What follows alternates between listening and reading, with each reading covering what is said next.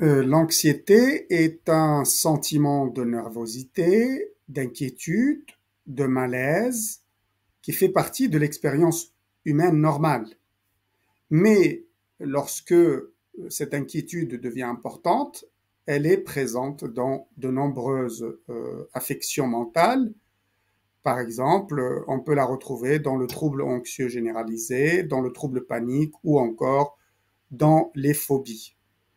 Ce qu'il faut retenir ici, c'est que l'anxiété, on peut la repérer dans le langage quotidien, en repérage précoce, à travers des marqueurs psycholinguistiques simples, tels que des mots, des expressions ou des phrases.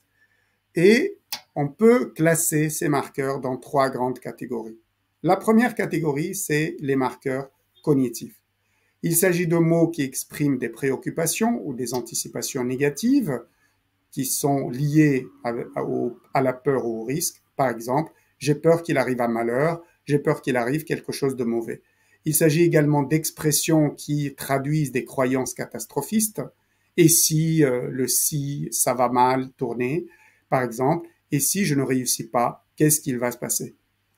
Vous avez également des phrases qui sont plutôt ruminatives, qui tournent autour de l'incertitude. Par exemple, je n'arrive pas à me demander, je n'arrête pas à me demander si j'ai fait le bon choix. Ces marqueurs cognitifs sont associés la plupart du temps à des marqueurs émotionnels, de type des mots émotionnels qui indiquent la nervosité, je suis angoissé, je suis tendu. Par exemple, on peut les voir dans des phrases du type je me sens très tendu tout le temps. Des expressions qui traduisent une surestimation du danger, je vais échouer, je vais sûrement faire une erreur pendant la réunion, je vais me planter, et des phrases qui sont courtes mais qui montrent l'appréhension immédiate ou un sentiment d'alarme. Ça va mal se passer, je le sens déjà, je crois que je ne vais pas y arriver, et tout cela relève des émotions de l'anxiété.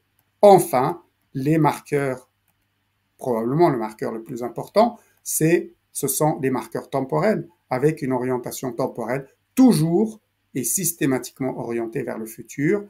On le voit à travers des mots excessifs, une utilisation excessive de termes qui sont des marqueurs temporels de bientôt après, par exemple, après ça, il va probablement se passer quelque chose de pire.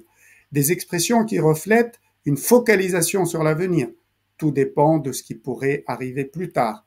Des phrases qui indiquent une difficulté à planifier, à anticiper clairement. Par exemple, je ne sais pas comment gérer demain, tout est flou.